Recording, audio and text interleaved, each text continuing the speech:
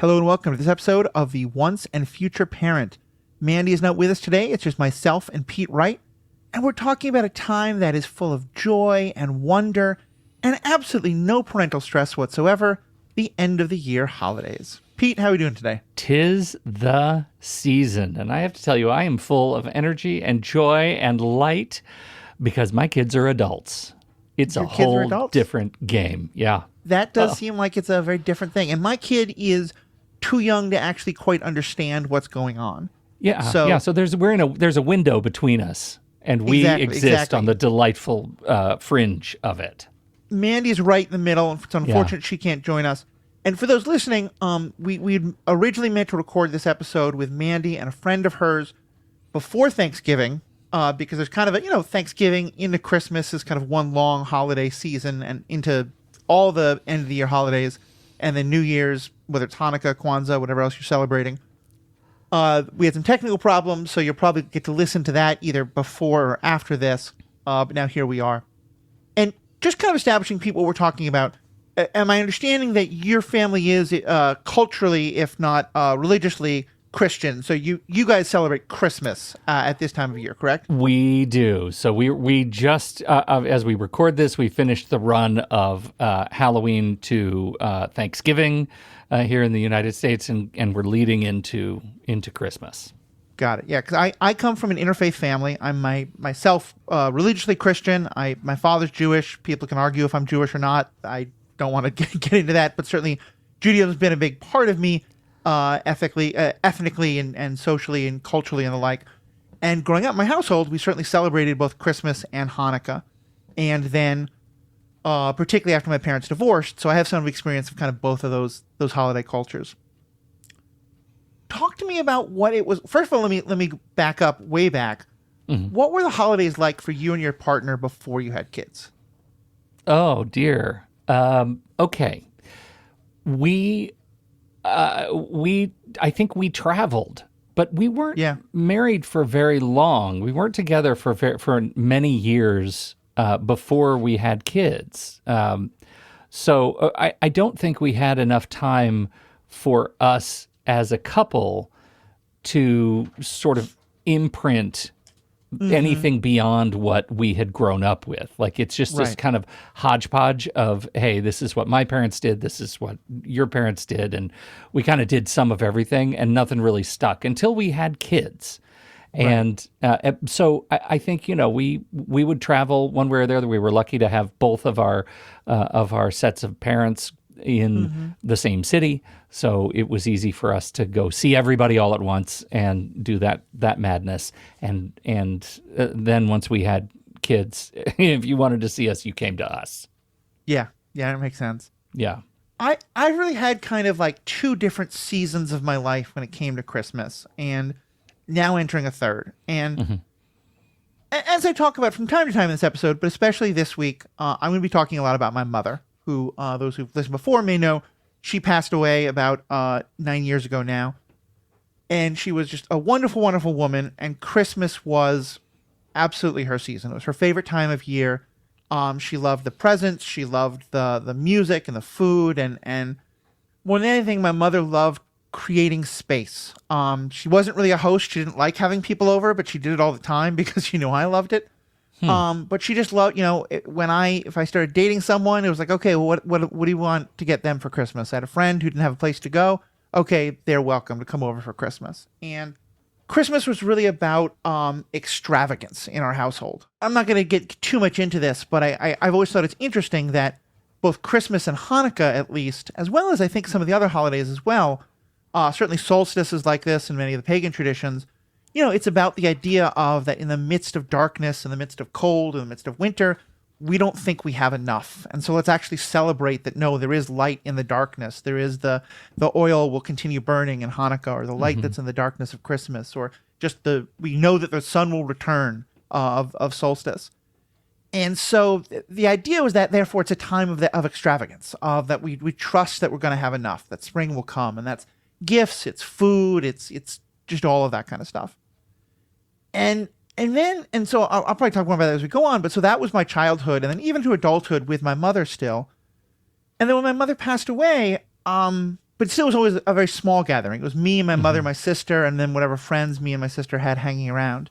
And this was well into our like 20s or 30s. And then after my mother passed away, I didn't really know what to do for a couple of years. And then I started going to adult Christmas. That Christmas with adults, to be clear, that not anything else. Well, wait a minute. I feel like you dropped the word extravagant as a younger person, and I would like a little bit of specificity. What does extravagance mean? What does it look like in your house? Let's say I'm there and you're 15, 18, I don't know, 12 years old, somewhere in your teens. What does it look like? So, first of all, it did mean an awful lot of presents, especially when we were kids. And there's both a positive and a negative to this. And this is something I could do a whole bunch of thinking on the philosophy and the theology of it. Yeah. There were definitely years after my parents' divorce when my mother was not in a good place, when she would be spending ridiculous amounts of money on presents for me and my sister while she had holes in her shoes. That's, to me, always a kind of defining aspect. But so a lot of it was that, but it also was just like, hey, everyone's favorite snacks or foods we're going to have. What's your favorite meal? We're going to have that as one of the meals. Christmas Day and then December 26th were often what she would refer to as grazing, where we didn't have like a set meal. It would be just every couple of hours we'd put out a charcuterie plate. So it was shared all the kind of foods that are just, like over the top and ridiculous, and we don't actually need it. Christmas time was the time where is it too much? It's just never a question that was asked. Right. Do you, and how much of that do you feel was exacerbated by your parents' divorce? I know. I'm asking a question about tropes. Yeah. Like, did your family fall into the tropey? Okay, your parents are trying to make up for what they saw as a perceived lack in their ability to maintain their marriage, and they were gonna adorn you with gifts and things. Here I am trying to share with you this time of just childlike wonder and theology and joy, and you're asking the hard psychological questions. The fact is, and because I've had to wrestle with exactly that. Because I've often had this kind of incredibly romanticized version, but no, that was a huge part of it. My parents had incredibly divergent economic paths after the divorce. It's kind of one of my first real lessons in misogyny and sexism in the world. My parents were both incredibly successful lawyers. They both had gone to the same Ivy League law school, Columbia. My mother had some real mental health issues and things like that. But for most of my teenage years, my father was doing quite well financially, and my mother had holes in her shoes. Yeah. And I absolutely think that my mother had I don't think she would have ever seen it as buying our love, but I think she definitely felt a fear that my father was going to be able to do that. And it was never even about like the competition. It was more, again, here we're getting into so much of my own child psychology. So I'm not trying to make this a therapy session, but like one important thing is being a kid in the city. My parents lived 3 blocks from each other for most of my teenage years. Okay. So the whole like you're with your dad 3 days a week and then your mom drives you over to her house. Like we just went, I was like, oh mom, what are you making for dinner tonight? I don't really want chicken. Dad, what are you making? You're making pasta? Okay, I'll go to dad's house tonight. And so I think one of my mother's fears was if the fun new toy was all at my dad's house, then that's always where I'd want to spend time. Right. So I think there was some of that with my mother, but I also want to be really careful about that because I really do believe that it was for her. It was more than that. And again, I'm probably overly romanticizing it, but it was really this. My mother was a person who loved religion, but she was not, she would like, if I told her a friend of mine was Muslim and we were going to go to a Muslim ceremony, she would think it was wonderful and she would find spirituality in it. And she very much had an idea of, we're all just searching for the truth. And I think so, more than anything, this idea of there is enough, even when we don't think there is. Those were words she would use all the time at Christmas time. Yeah, let's not fall prey to the trance that is scarcity, right? Right, exactly. Yeah. And I think that's exactly what is at the heart of the theology of a lot of these traditions that happen in the dead of winter time. Right. When it feels like we should be embracing scarcity, because why would you possibly think there's anything but scarcity in the dead of winter? So I do think my mom really believed it. When I think of the speech at the end of A Christmas Carol, known through me as the through the most authentic version out there, the Muppets Christmas Carol. They said of Scrooge, he was a man who kept Christmas every day of his life. That is 100% my mother. Okay. So I had all that in mind. And I think for a long time, I was like, I couldn't recreate that. It wouldn't make any sense. And then I met Mary's family. And Mary's family was at the time a whole bunch of adults. None of us had kids yet, who all lived in the same area here in the Twin Cities. At this point, Mary and I were living in Madison, but we went up to the Twin Cities to visit. God, I was just trying to rant about my childhood. I'm sorry, please. No, I just want to say, foundationally, this stuff matters at the holidays, and I think it's important to look at the what we drag into our perception and the cultural sort of identity that we want to have at Christmas. So I deeply appreciate you walking through this because I think it matters. Yeah, no, I think so too. Yeah. And I don't want to hear more of yours, but yeah, what it was actually, even before Mary and her family, it's not coincidence, I think, that both me and my sister married people who have huge families that do huge family Christmases. Mm-hmm. And the second year after my mother's death, I was kind of coming out of a really bad mental health episode where I'd not been in a good state. I was rebuilding my life. My sister had been dating this guy for a while. I got invited to be at their family's Thanksgiving at Christmas. I didn't know any of these people. And again, it's the same. They had like 4 kids and aunts and uncles and all these kind of things. And I show up and everyone in the family has bought me a gift, wow. And nothing extravagant, but just everyone wanted to show me that I was welcomed. Yeah. And it was this huge meal and it was lots of people. And that's now what Christmas is. And that's what now we host Christmas every year. And it's until recently just been a whole bunch of adults. And gift giving is a much smaller part because we're adults. If we want stuff, we buy our own stuff.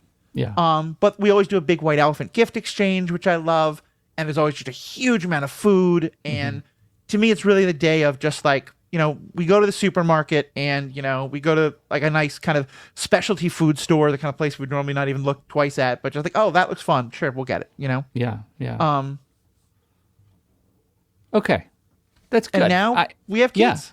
Yeah, and that brings us back to when I hijacked the conversation a moment ago and took you back in time. Now you have kids, and now you get to both you and Mary get to drag all that baggage into the now and decide how you're going to orchestrate the future for your child's expectations of the holidays. Where do you begin? Well, especially because, and I imagine the more cynical out there already doing this, if not yelling at their device that's playing podcast and throw things at it, everything I've just said can also be seen as an utter and complete romanticization of the very worst of capitalism and the spend kind of idea. Because so much of the excess that I talk about is stuff that we buy, that we purchase. And I think it's something that we're really wrestling with. And here I want to start hearing a lot more about your traditions and stuff like that. Because I like having, I like being able to go, that thing that every time my spouse, like we made a joke once that, my spouse now Mary has to be very careful expressing desires around me in December. Oh, because like there was one time where we were watching an episode, I believe, of The Office, like 3 days before Christmas. And someone gives this ridiculous gift of, I think 49 packets of ramen. And she's like, wow, that's a great gift. And I just pull out my phone and make a couple things on Amazon, and all of a sudden this huge box shows up, and I take out a couple of them, so it's exactly 40. Maybe actually been 69 because I think it's not a very sophomoric humor. Yeah. Whatever it was, like. Yes, I think it's something we're really going to wrestle with. Is how do we make sure that it doesn't just become about stuff? How does it not become about buying junk because that's what we think we're supposed to do, or showing love in that way? While also honoring this idea of abundance and fighting off scarcity, while also not making it about mass consumption. So talk to me about for you guys, like when you started having kids and they started getting to an age where, a guy is supposed to come down a chimney and tell them that they're good or bad, if and get presents or not.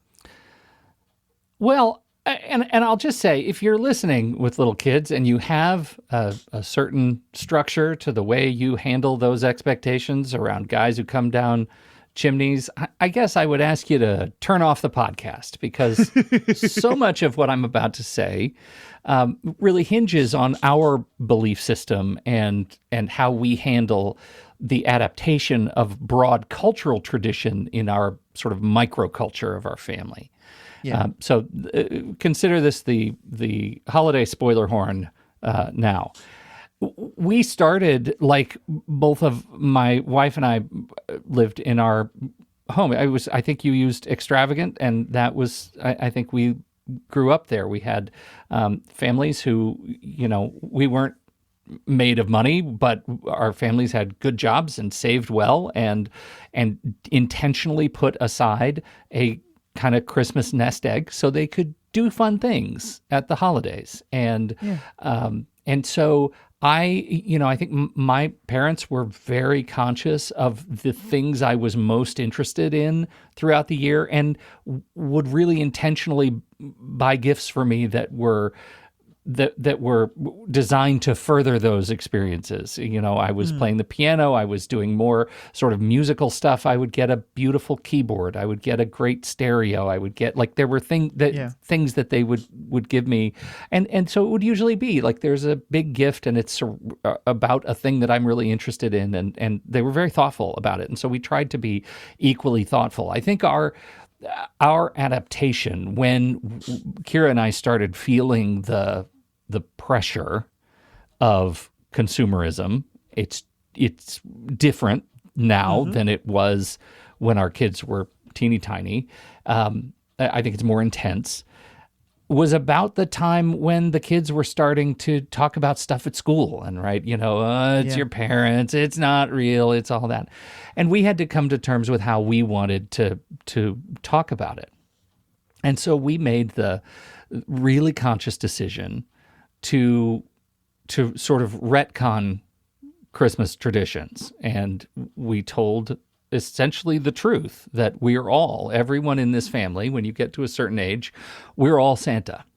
And you get to be as thoughtful as we have been for you, for everyone else. And if something strikes you that you want to make or build or whatever, you get to give something without the expectation that the recipient knows it was from you. It can be completely anonymous under the guise of a gift from Santa. It can be placed in the middle of the night, just like we have been doing for you the whole time. So I'd say the last, 8 or 10 years around our house, when we have everybody here and grandparents come in, it's become absolute mayhem at about midnight, because we're all trying to out Santa one another, and it's delightful. It is one of the most fun experiences that we could have. And it was some rough sailing, the first time the kids had to discover that, they're now in on this family secret, and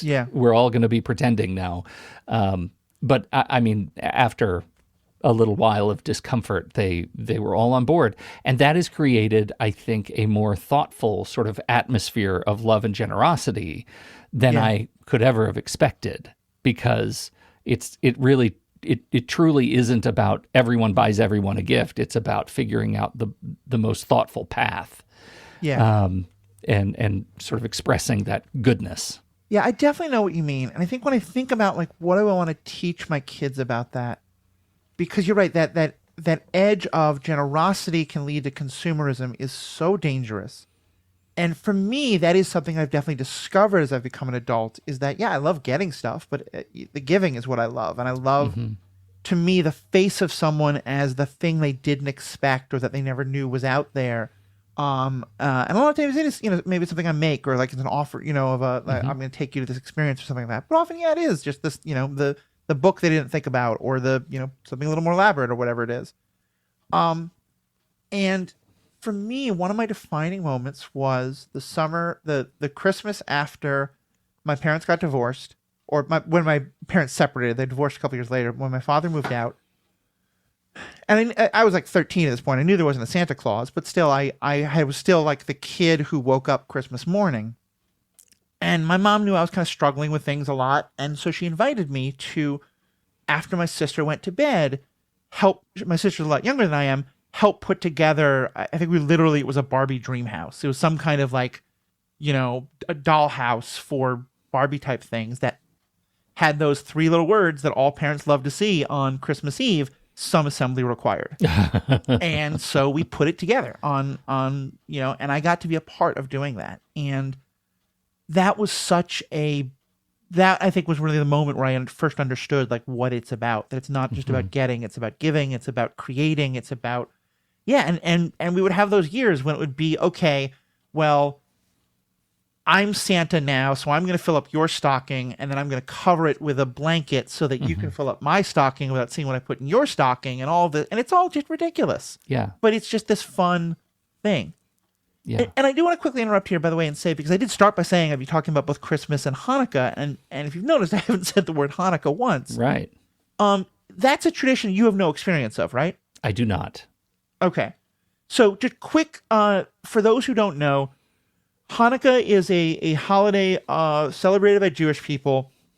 It's a remembrance of political rebellion, really, of a group called the Maccabees, who, when the Greeks were ruling Judea a couple of hundred years before the Romans, and there's all sorts of like political dimensions to the story. I'm not going to get into it. But basically, the idea is that they fought a war, they drove out the Greeks, but there wasn't enough oil to light the lamp that was supposed to reconsecrate the temple in Jerusalem. And so they lit a lamp, and it was only a little bit, but it would take 8 days to go out and get more oil and bring it back. But that the miracle of the lamp was that it kept burning for 8 days. And so that's why we celebrate, as Adam Sandler sings, 8 crazy nights of Hanukkah. Mm-hmm. And if you asked people growing up Jewish in most of the world 100 years ago what their Hanukkah tradition was, they would have looked at you like you were crazy. Right. For the most part, it's not one of the important holidays. The Sabbath is the most important holiday once a week on Friday night to Saturday night. But the high holidays are Yom Kippur and Rosh Hashanah. Passover or Pesach is a really big deal. Hanukkah became a big deal mostly because Jewish kids were going to school and seeing all their kids get all these presents and going, Mom, why don't we be Christian? That sounds like a lot more fun. And Jewish parents went, this is a terrible idea. And there's all sorts of stories you can get into about that, and all sorts of debates about, is it better to celebrate secular Christmas or Hanukkah or whatever it is. And I think in my family, like my father's not spiritual the way my mother is. He's connected with Judaism in some ways, but the spirituality of Hanukkah was never a big deal. But I think he still liked that idea of celebrating a tradition together and having a night for gift giving and things like that. And so we have a Hanukkah celebration when we're together, and we light the candles and we say the prayers, but it's nothing like what Christmas is like. But it was sort of how it was celebrated in my father's family. So there's no gift giving, a gift a night kind of a thing. We got that when we were pretty young kids. Yeah. And then I think after that, we started to get like, maybe a gift the first and second and then the 8th night. Okay. I've got a good friend who's he's an attorney, Jewish, and his son obviously Jewish. And I think there was a period where his son was 13, 14 years old and started to negotiate value of gift per night. So like, Dad, if you're going to give me $30 each night, then why don't we just say, I'm going to need the first 4 nights up front and get, this video game or something. And I found that so amusing on one level, deeply sad on another. But it's the idea that, boy, isn't it interesting that the same sort of consumerist arguments creep in everywhere. Oh, yeah. Yeah.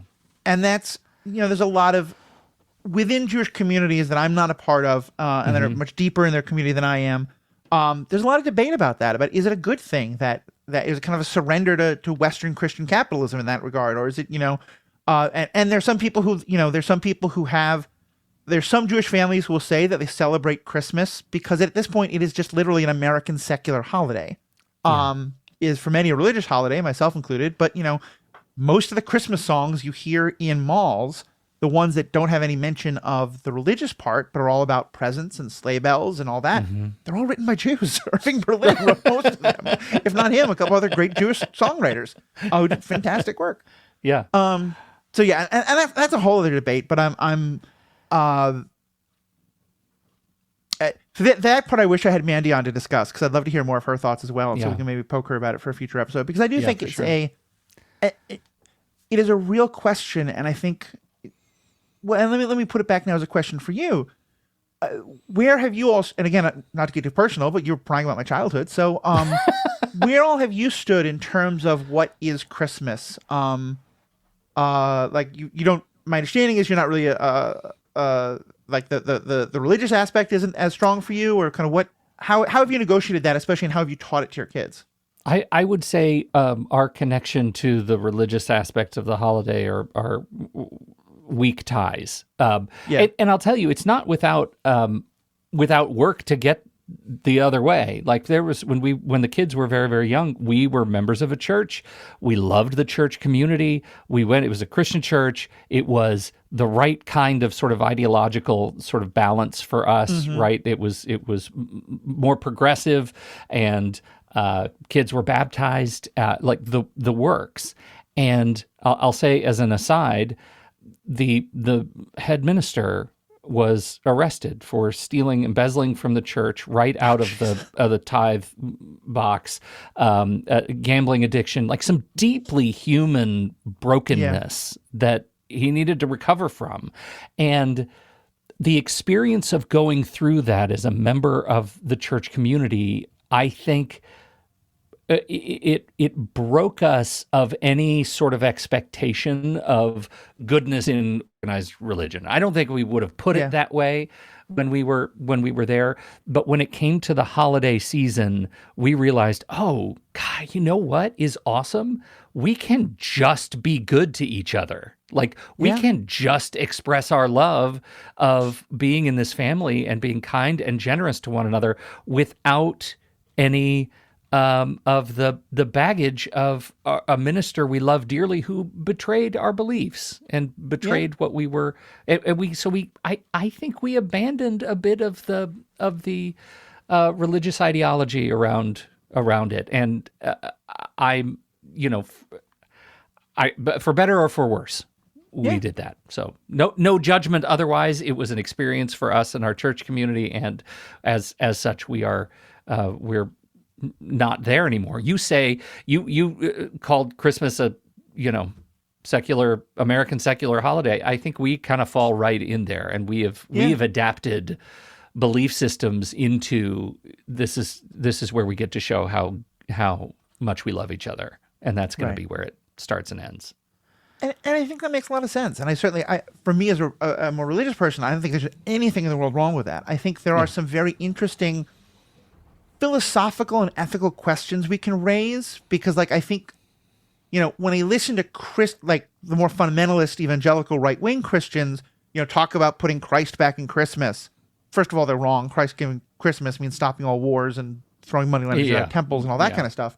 But also, it feels like a rejection of the fact that it is for most people just a secular holiday at this point, and that's okay.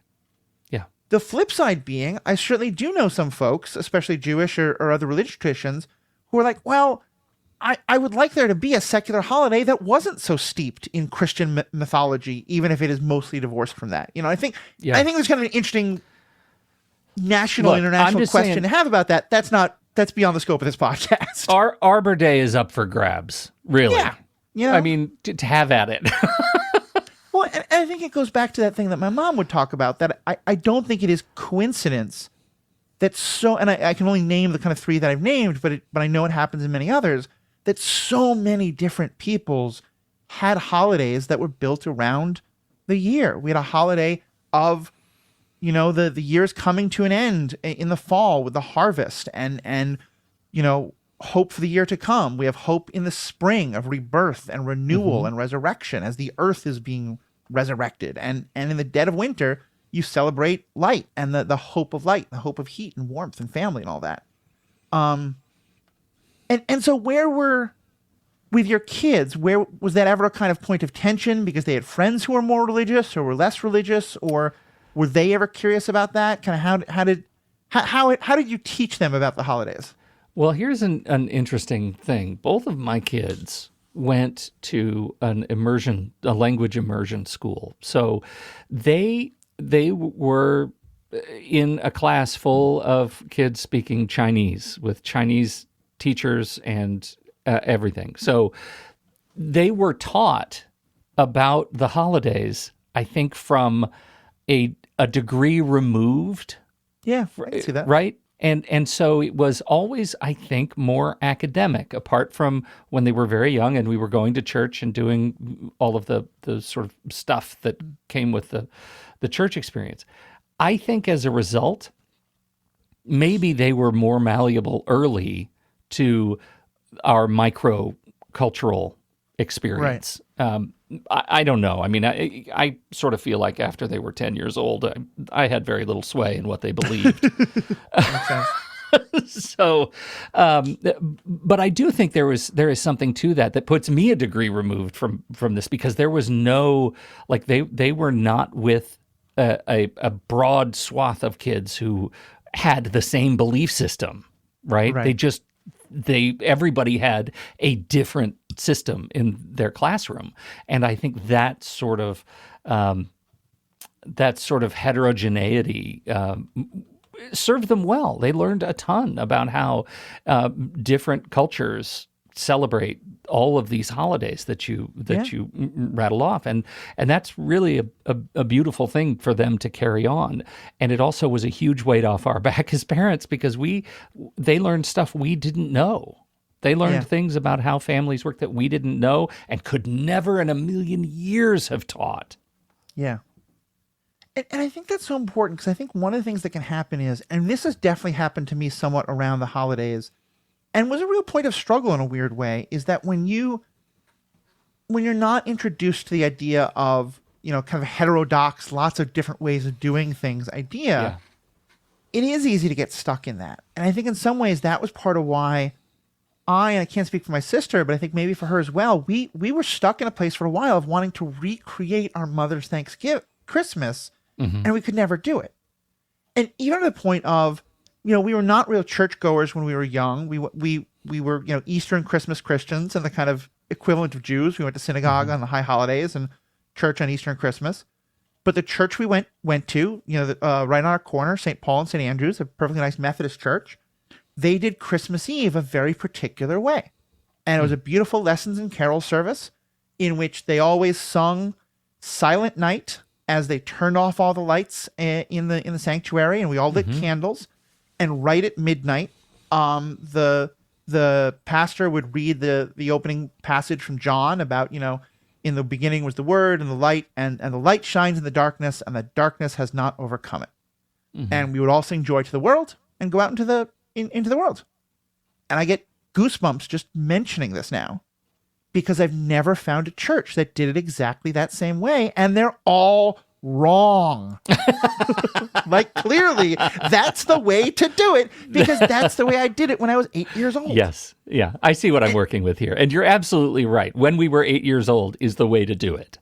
And I think, and like, for me, that there's a spiritual part of that, but it's like, you get into these conversations about, do you open presents Christmas Eve, or do you open them Christmas morning, or do you open them Christmas evening, or do you open them one at a time, or all this, it's fascinating to me how if we always do it the same way, we can attach so much nostalgia and correctness to it.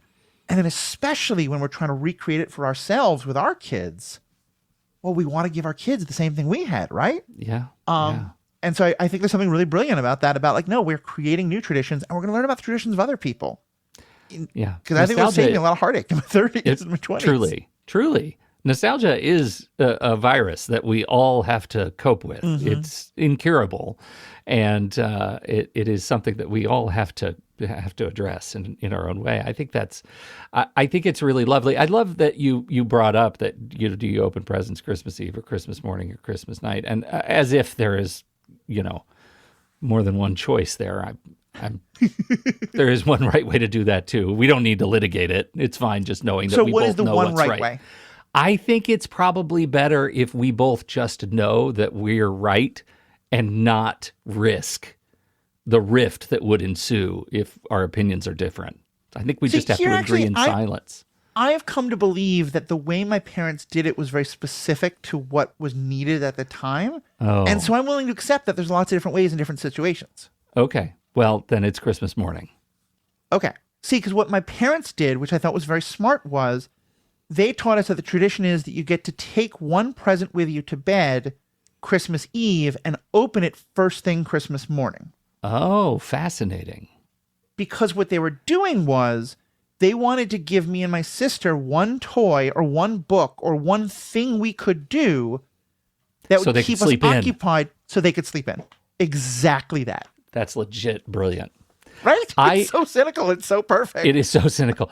We also had the one present in the evening when I was growing up. There was one present the night before, and but the rule was it couldn't be I couldn't pick something that my parents had given me, and so it was usually like, what did my aunt get me? It was like a pair of socks. Yeah, right. Like it was just it was just that was just the joy. Here's a little dopamine hit to get you to bed.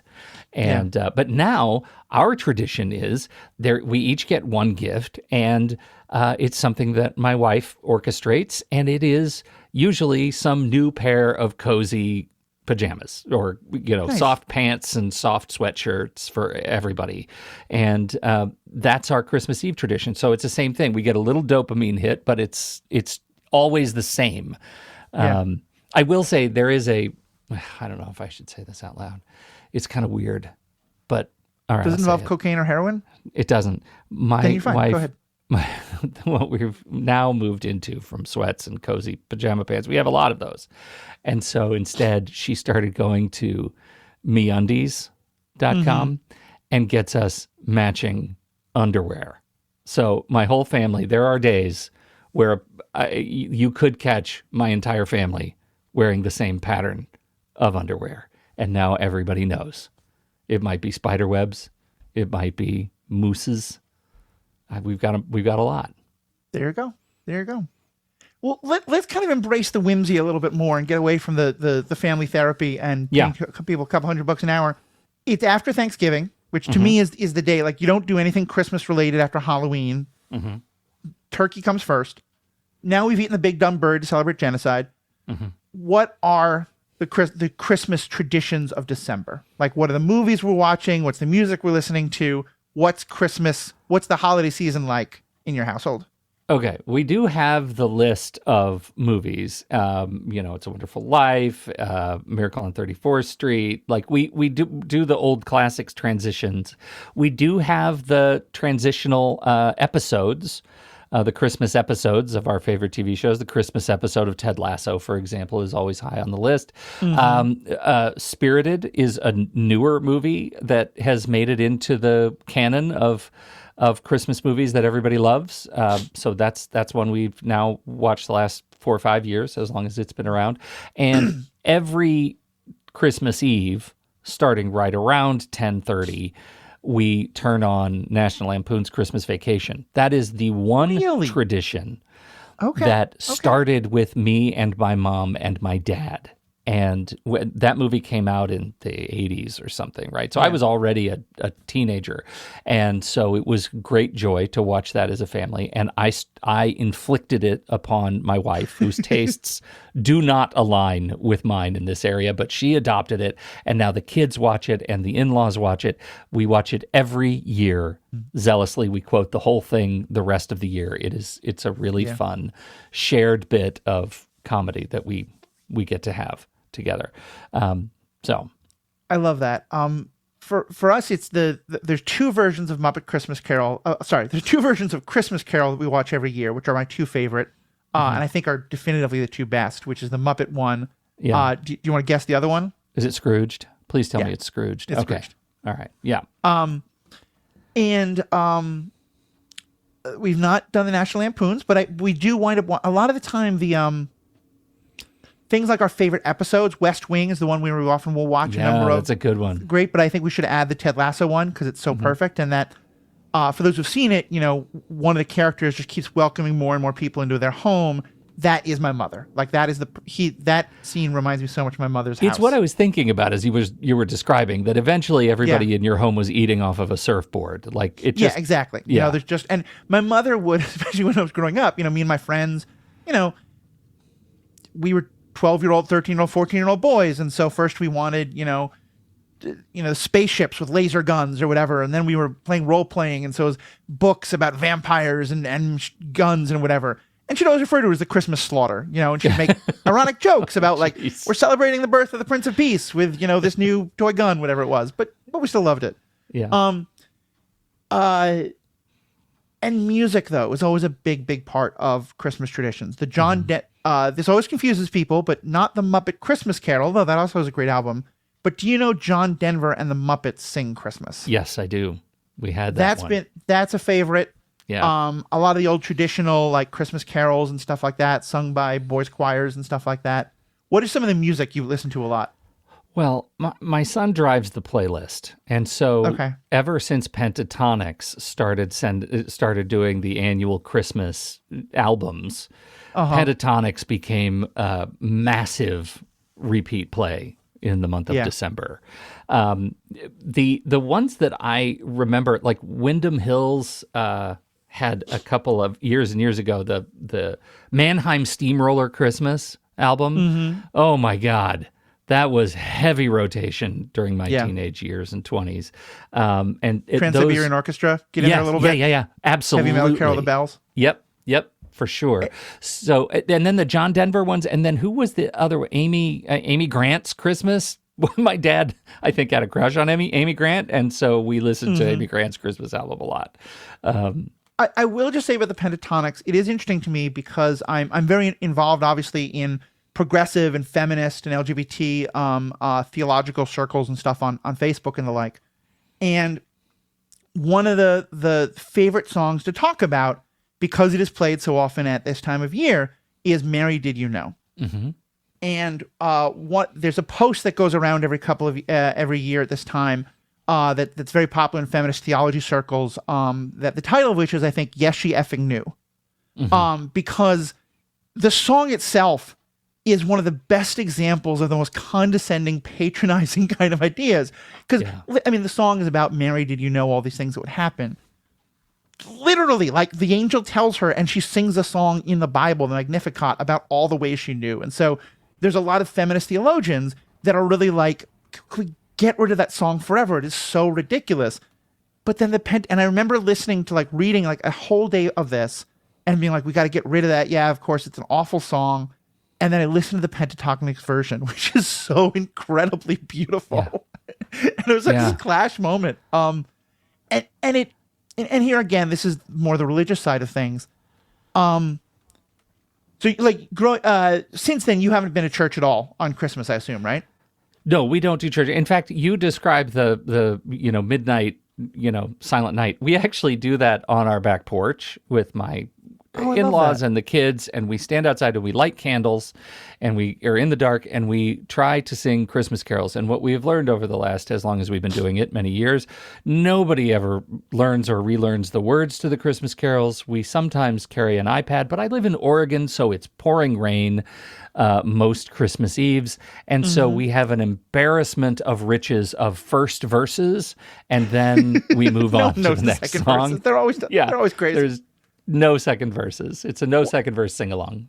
And I ask because I was a pastor for many years, as you know, and I was part of a very progressive church, the United Church of Christ, which has, I think, made a very good effort, as of some of the other progressive churches, to address the fact that we have a lot of patriarchal language in our churches and all the God is he and stuff like that, and that there's a lot of good things, and that the lyrics of some of the hymns have been updated.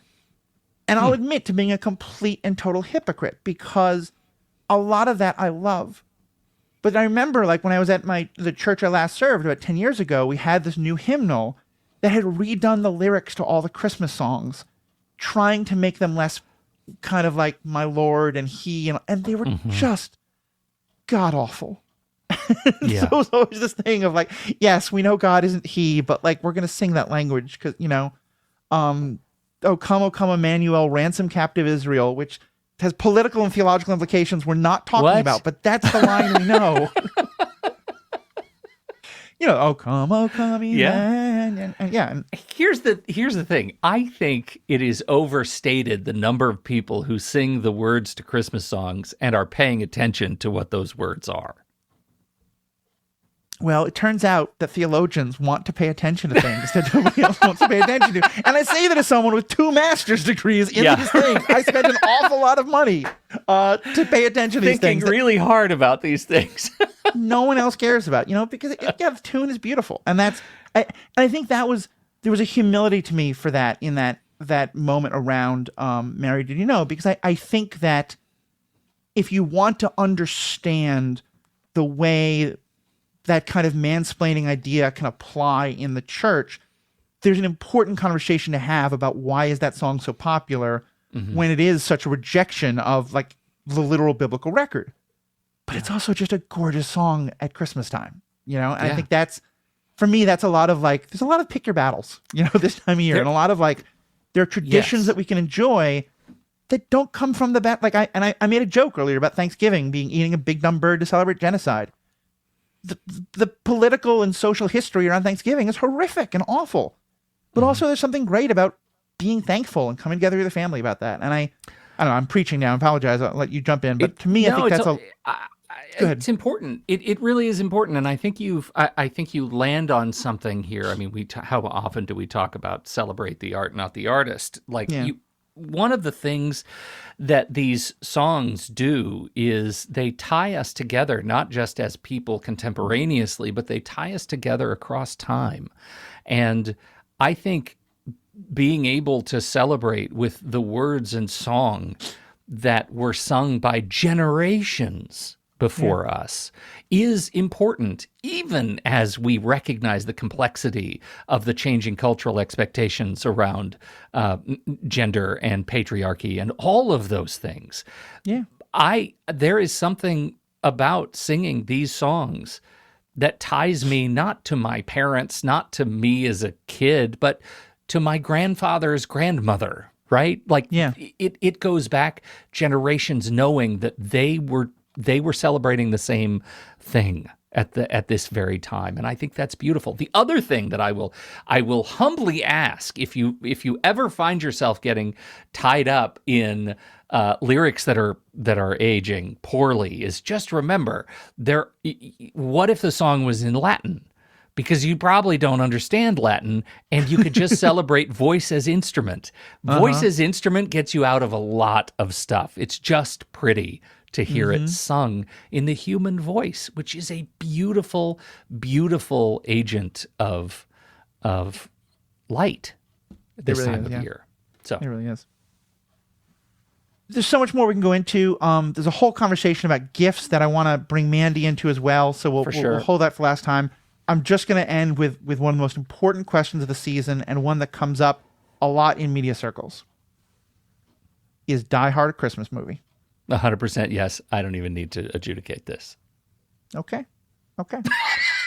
I would say no. I would say it is a movie that takes place at Christmas.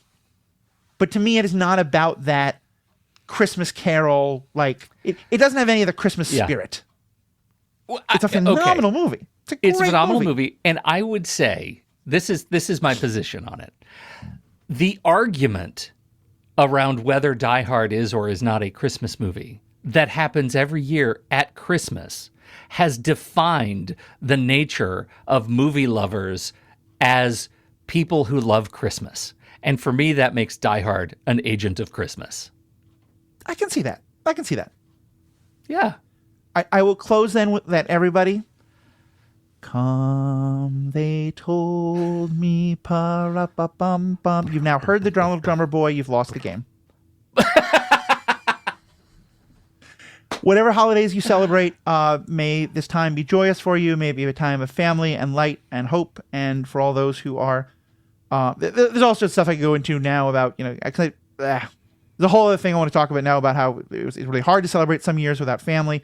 I would just say to everyone, if it is a hard time of year, hope you are not alone. If you're with family, if family is hard for you, whatever it is, we wish you a Merry Christmas, a Happy New Year, a Happy Hanukkah, a Happy Kwanzaa, Well, all the holidays, may light and love fill your life. And signing off.